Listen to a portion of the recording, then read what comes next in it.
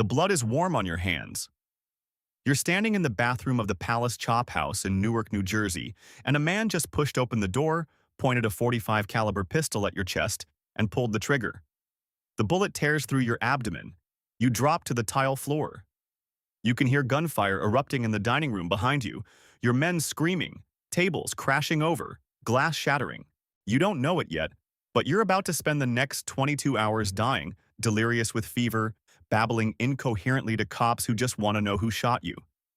And somewhere in the Catskill Mountains, buried beneath dirt and pine needles and 90 years of secrets, there's a steel box containing $7 million that nobody will ever find.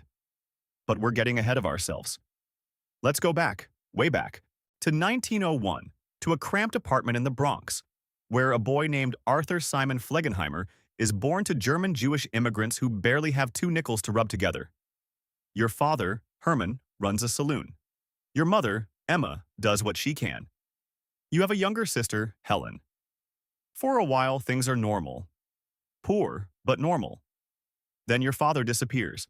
You're maybe 8 years old, maybe 14. The records are messy. What's clear is that one day he's there and the next he's gone. Walked out. Left your mother to scratch and scrape for every cent. This breaks something inside you. For the rest of your life, you'll deny it ever happened. You'll tell people he died. You'll get angry if anyone suggests otherwise. But the wound is there, festering, fueling everything that comes next.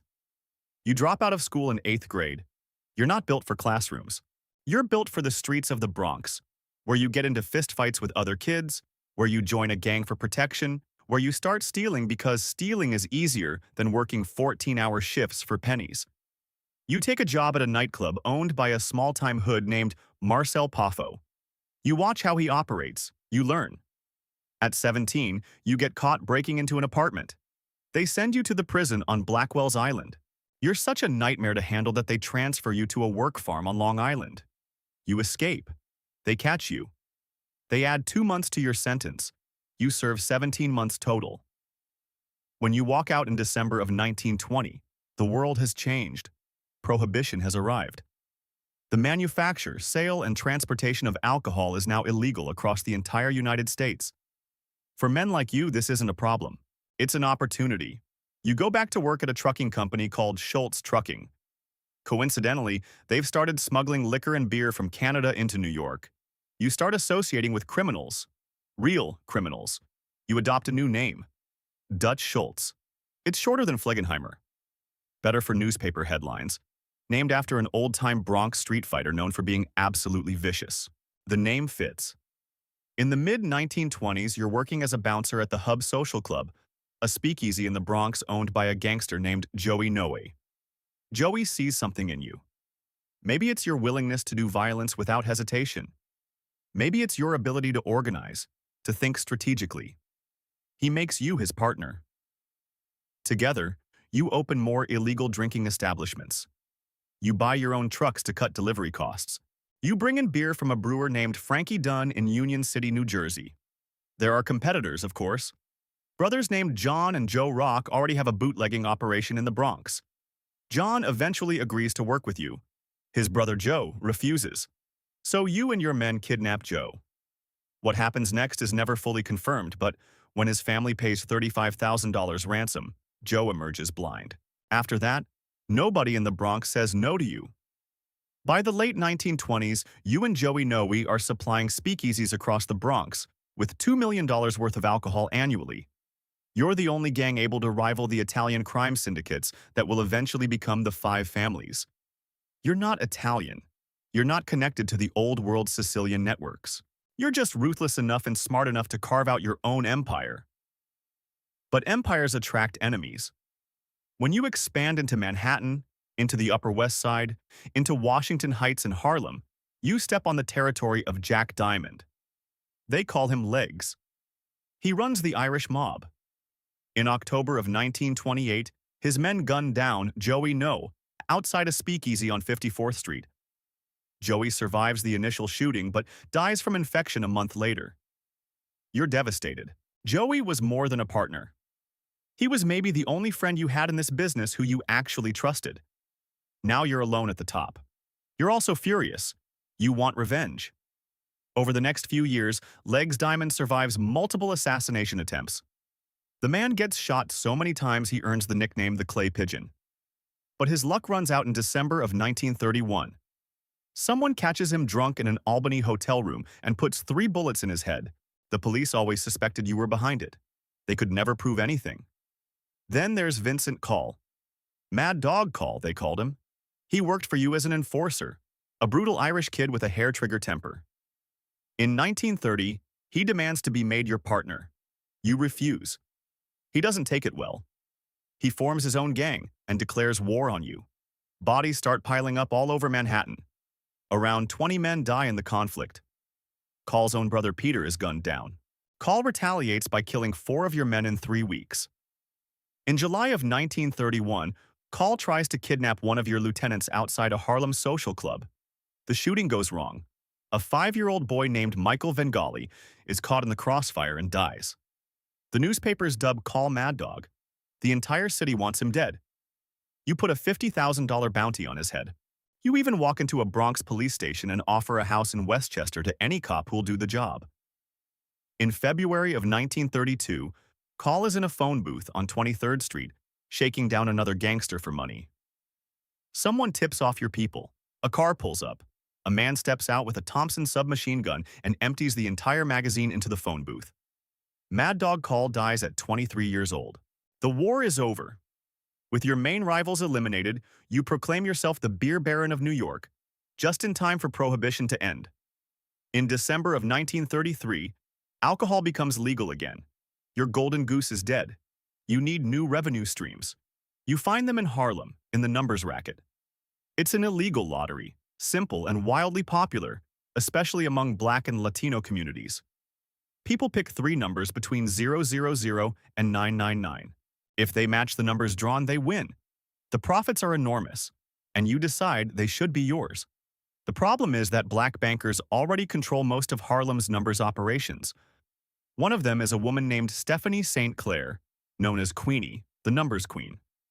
She's smart, connected, and refuses to be intimidated. You offer the Black bankers a choice: hand over their businesses and work for you, or continue operating and pay you a cut. Those who refuse face consequences. St. Clair fights back. She tips off the police about your operations. She encourages Harlem residents to only play numbers with Black bankers. She takes out newspaper ads denouncing you. You respond by putting a contract on her life. She goes into hiding at one point, covered in coal in a basement while your men search for her. Estimates suggest around 40 people die in the conflicts over the numbers racket, but you gain control of most of it, generating millions annually. Then the law catches up. In 1933, the federal government indicts you for income tax evasion. You go into hiding for over a year, a fugitive from justice. You finally surrender in November of 1934 as part of a strategy to have your trial moved out of New York City, where every potential juror already hates you. Your first trial, in Syracuse in the spring of 1935, ends in a hung jury. Prosecutors suspect you bribed the jurors. For the second trial, your lawyers managed to get the venue changed to Malone, a small town in upstate New York. You move there weeks before the trial. You transform yourself. You buy dinners for locals at the taverns. You donate money to churches. You give new jerseys to the town's baseball team. You hand out toys to sick children in the hospital. The townspeople come to see you as a generous benefactor, not a vicious gangster. In August of 1935, the jury acquits you. New York Mayor Fiorello LaGuardia is so outraged he issues an order for your arrest on sight if you ever return to the city. You relocate to Newark, New Jersey. You think you're safe? You're not. Thomas Dewey, the special prosecutor, is building a new case against you. He's relentless. He wants you in prison. You realize that as long as Dewey is alive, you'll never be free. So you come up with a plan. You'll have Dewey killed. You even assign a hitman to study his daily routine. The plan is to shoot him during his morning stop at a drugstore. You bring this proposal to the Commission, the governing body of the American Mafia. Lucky Luciano, Meyer Lansky, Frank Costello. These are the men who now control organized crime in America. They listen to your plan. They vote unanimously against it. Killing a high-profile prosecutor would bring massive law enforcement retaliation down on everyone. It's too risky. You're furious. You tell them you'll do it anyway. You walk out of the meeting. That's when they decide to kill you instead. October 23rd, 1935. You're at the Palace Chop House in Newark with your accountant Otto Berman, your Lieutenant Abe Landau, and your bodyguard Lulu Rosenkrantz. You step into the bathroom. A man named Charles Workman pushes open the door and shoots you with a .45. You drop.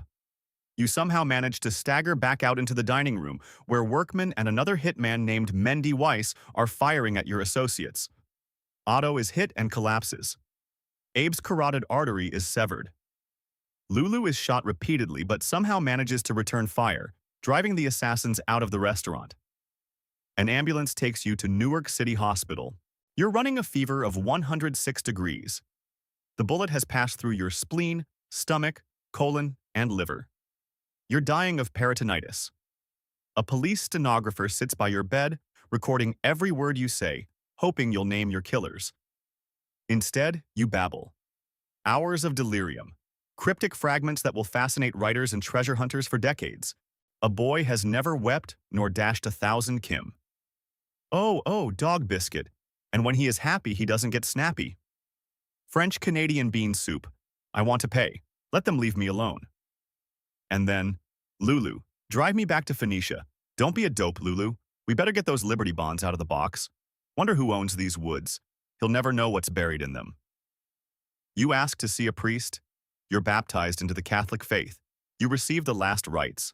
At your Orthodox Jewish mother's request, they drape your body with a traditional prayer shawl. You die on October 24th, 1935. You're 33 years old. The men who shot you are identified within days. Charles Workman is eventually convicted of your murder and sentenced to life in prison. He's paroled in 1964. Mendy Weiss is executed in 1944 for an unrelated killing. The Palace Chop House is torn down in 2008. Stephanie St. Clair, the numbers queen, sends you a telegram on your deathbed. 7 words. As ye sow, so shall ye reap. And somewhere in the Catskill Mountains, buried along the Esopus Creek near Phoenicia, New York, there may or may not be a waterproof steel safe containing an estimated $7 million in cash, bonds, and gold coins. Worth perhaps $130 million today. You and Lulu are the only ones who knew where you buried it. Now you're both dead, and your bodyguard's alleged map has disappeared. For 90 years, treasure hunters have descended on the Catskills with shovels and metal detectors. They've dug along the railroad tracks. They've searched near the Devil's Face Rock Formation. They've excavated around the Devil's Tombstone Campground. The local library still gets visitors asking for maps of the area. Nobody has found anything. Maybe the treasure was never real. Maybe you spent it all on legal fees. Maybe someone dug it up decades ago and kept quiet. Or maybe it's still there, waiting in the cold earth, while your delirious dying words echo across the years. Don't let Satan draw you too fast. You started as a poor kid in the Bronx whose father abandoned him. You became the beer baron of New York.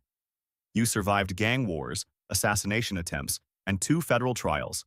In the end, you were gunned down in a bathroom because you couldn't let go, couldn't accept that the men above you had told you no. You died raving about dog biscuits and French Canadian bean soup while a stenographer scribbled everything down. Arthur Flegenheimer, Dutch Schultz, the Dutchman. A ghost story now. A treasure map that leads nowhere. A warning about what happens when a man gets everything he wants and still needs more. If you made it this far, leave your thoughts in the comments, good or bad. It truly helps the channel grow. Hit like, subscribe for more content like this one, and take a look at the video on your screen that I think you'll really enjoy.